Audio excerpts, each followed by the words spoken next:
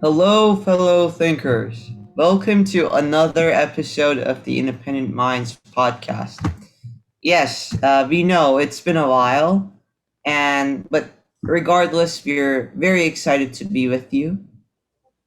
Uh, I believe it's been a month, 2 months now, since we last recorded the video. It was due to our school and our schedule. But now we're in the summer, so I guess our schedule could be a little relaxed. Um, by the way, this is being recorded one day before the 4th of July. So happy 4th of July to everyone who's watching Yeah, right now. yeah, happy Uh, 4th. Happy 4th. Today, I also want to congratulate Brandon and this channel as a whole for getting to 100 subscribers. It's really been an honor. We're very happy that you're all watching us right now. Thank you so much. We're very happy to be doing this podcast and just talking about philosophy. So, we're I know it's a little late, but it's better late than never. Am I right? Yeah. Today, as usual, my co-host here is Brandon Seth. Today we have a really good topic for you guys. We will talk about Descartes, and next week we plan to talk about existentialism and Nietzsche. Yeah, we have that coming up. So be sure to tune in next week also. But let's just start today. Brandon, welcome to the podcast.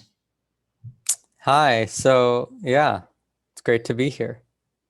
Yeah, so are you happy that we got to 100 subs? Yeah, I can't believe it. It's crazy, but I'm very Yeah, happy. it certainly is. It was a shock to me, and I'm very happy to just, be able to, do these podcasts with you. Mm-hmm. So, yeah, Descartes, that's our topic today. Yeah. Brandon, who is Descartes? So Descartes was a French philosopher, a mathematician, and a scientist. He was basically like a Renaissance man.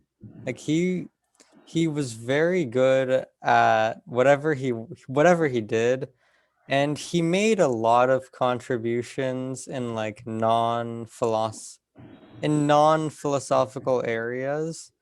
Yeah. Like, for example, if you've ever taken like an algebra class, you'll learn about like the Cartesian plane and like Cartesian coordinates. He invented all of that.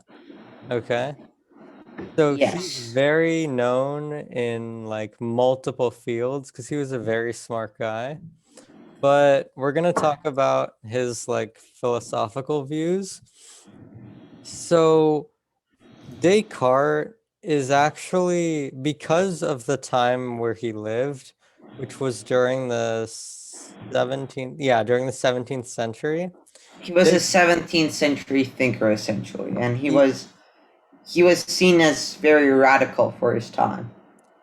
and he helped kind of start like modern philosophy Yeah. because what's interesting about Descartes is that he took a lot of inspiration from really like diverse groups of people, from like Aristotle to like 15th century Stoics. So it's really interesting when you think of how that kind of combined to produce the man that he was. But like, we gotta go into what he actually thought, right? So, Definitely, for definitely. one of Descartes' one of the things he's most famous for was his rationalism. René Descartes was known for being a rationalist.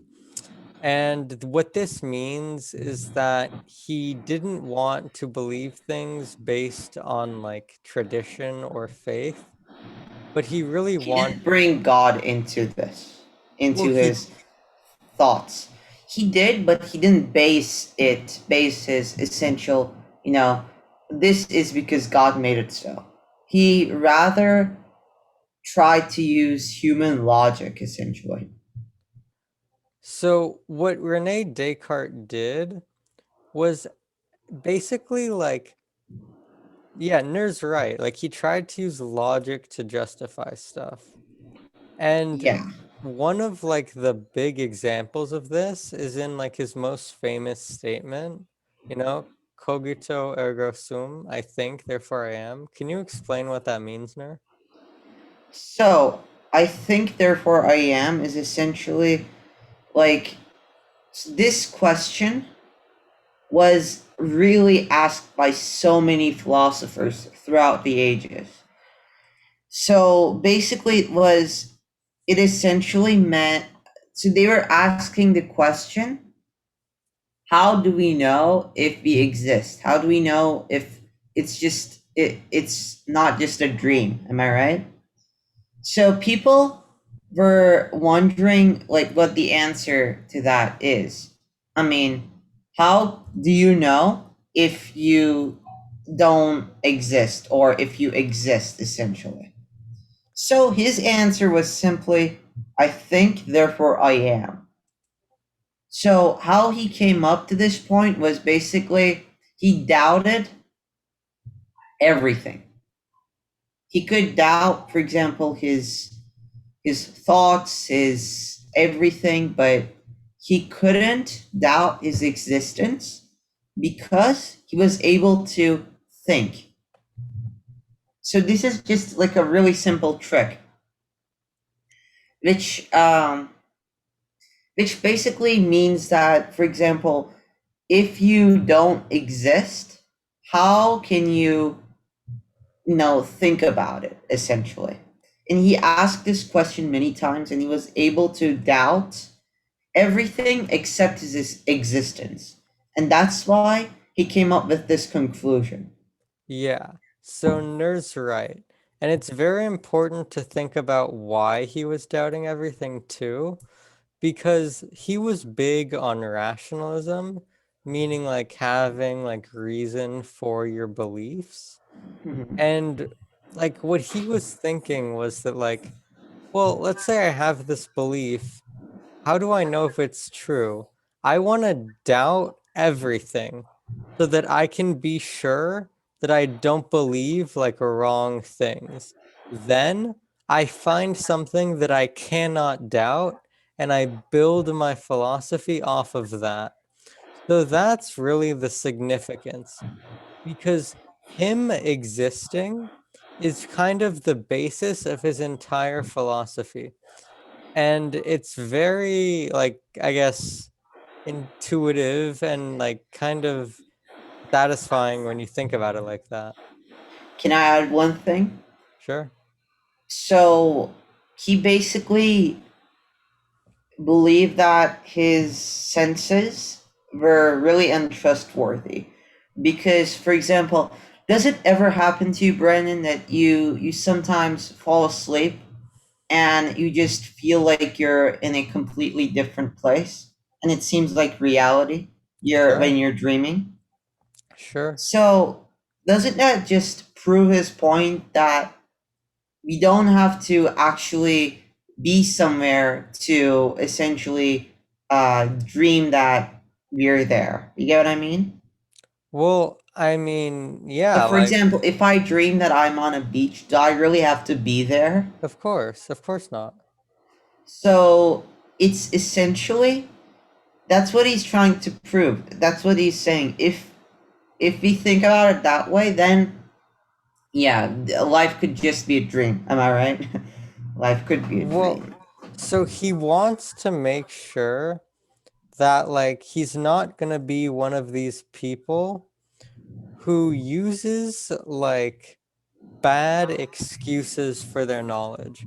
They use excuses like this is what other people believe, where they use Yeah. excuses like this is what like the church leader believes. What he wants to do is he wants to make sure that he can remove all of the weird biases humans have and get to like the cold hard facts. And that this is the way that he does that. He goes down, he doubts everything until he finds what he like he can't physically doubt, and then that is where he builds his entire philosophy. And And yeah, what were we gonna say?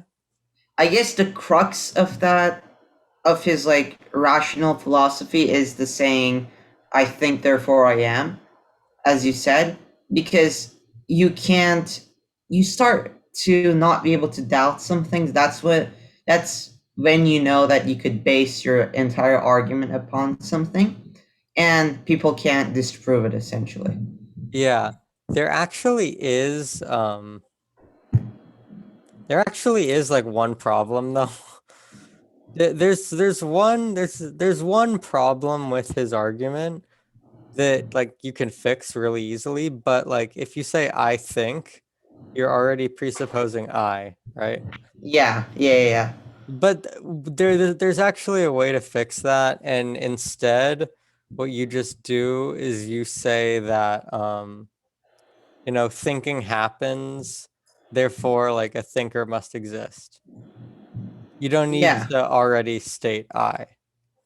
But like so his he could have doubted a little more, I guess, you know? Maybe that was his big mistake, not doubting enough. Pretty ironic. And yeah, this ties back to well, I mean, the first philosophers really just doubting and building up on that.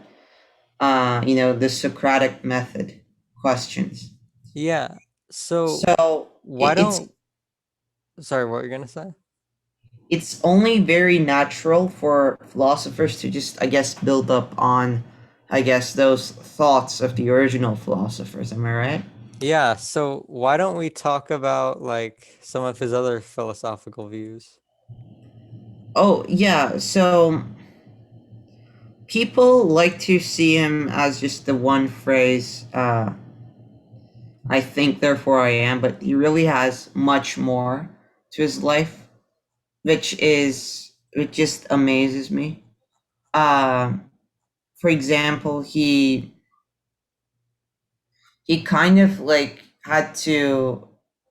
He was essentially talking about how. So he wrote one thing about like passions, six passions about life, in which we talked about stoicism, so I think that's a good point to pick up on, which is the six what was it, the six passions. So so what were the six passions? I forgot. So so this is kind of a different point than I was thinking, but Descartes wrote a list of like the six basic passions. And these passions included like wonder, Love. sadness, love. And basically, his idea was that like all human feelings were basically like a combination of like six fundamental passions. And that through understanding these passions, you can really like improve your behavior and improve your virtue and improve your life.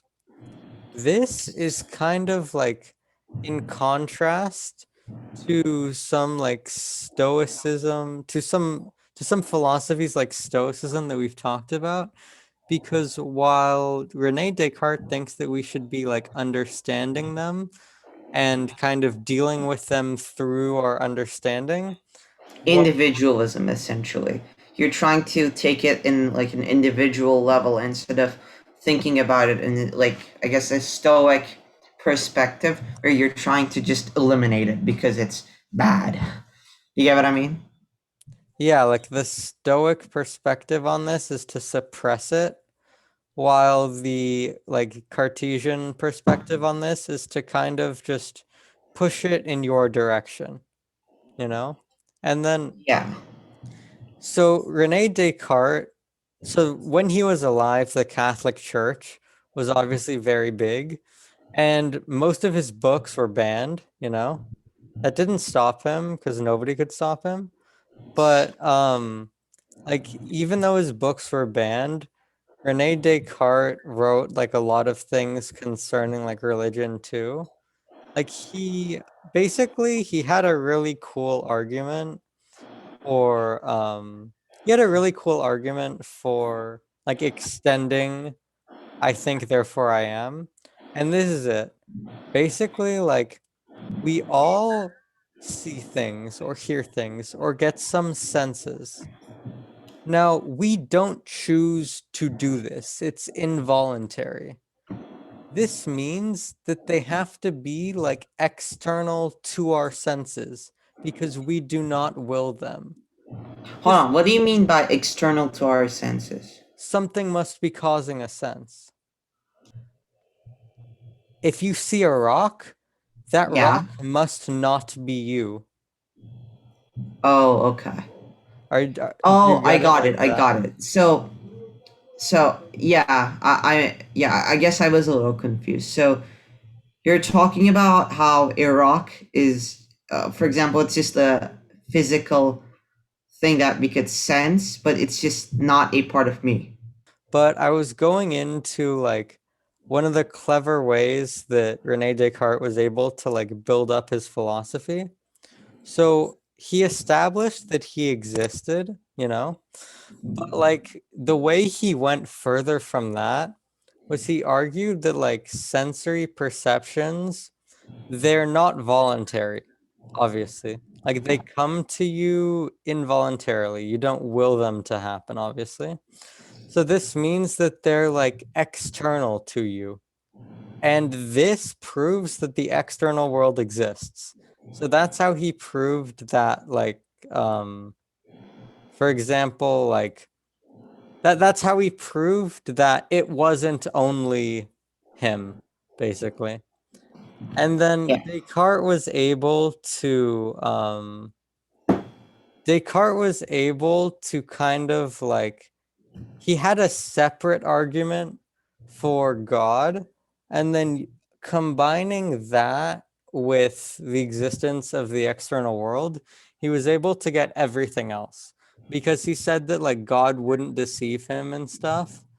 So then, therefore, like senses are accurate, and you can pretty much get like a good like moral philosophy. You can get like a good philosophy from that. And he was a very smart man. So I think this again, I guess, ties up to his beliefs that we should. He kind of relied his philosophic thoughts on, I guess, his own memories and his own experiences.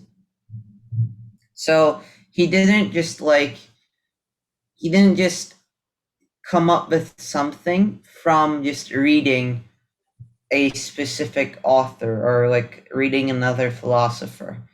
He would almost always just like try to experiment with it Mm-hmm. himself. And that's why his thoughts made sense to a lot of people because they could relate to it. And they didn't have to just like be an expert in a philosophy to really understand it, you know? And I think that shows something really cool about him because like the word experiment was perfect because he was such a big influence to science too, you know? Yeah. And that really like explains his like method very well because like the same way that like scientists kind of like go about their work is kind of how Rene Descartes went about his philosophy, and I think that's beautiful. Yeah. I mean, but that doesn't mean that he specifically followed like a scientific method. I don't think so. Well, he helped invent the scientific method. Yeah, he did, but like he would I remember reading about how he would kind of think about it on his own without like Yeah. so he would so he used like the best parts of, so he was such an influential figure because of like the scientific method, but at the same time I feel like his just personal individual thinking on essentially like a higher level also helped him. For example, he essentially came up with so many things, but they were they were almost always part of himself. So he had basically kind of like a personal connection to the things that he taught to people. Do you get what I Um, mean? yeah, okay. I That was like one of the first things I ever read about him, really. Yeah, and it's true, um like him and Francis Bacon are the two people that really put together the scientific method. But that's obviously the reason Yes, why it wasn't just him. definitely. I fully agree. Yeah, I think that's a great note to end on. Would you agree? Yeah, and overall, I mean, he was a very influential figure for sure. And to be honest, I feel like there should be more people should talk about him more, honestly, because of his way of just not just rebelling, but also his way of rationality, and but also being able to relate this to your personal life is just amazing. For example, Brandon, what do you think is some philosophical thoughts that from Descartes that you would use in your own personal life? Well, I mean, not just like blindly, I guess his kind of rationalism I definitely use in my personal life, even if I don't like think about it, because I'm not somebody who kind of like blindly agrees with like what other people think, I kind of experiment with things myself.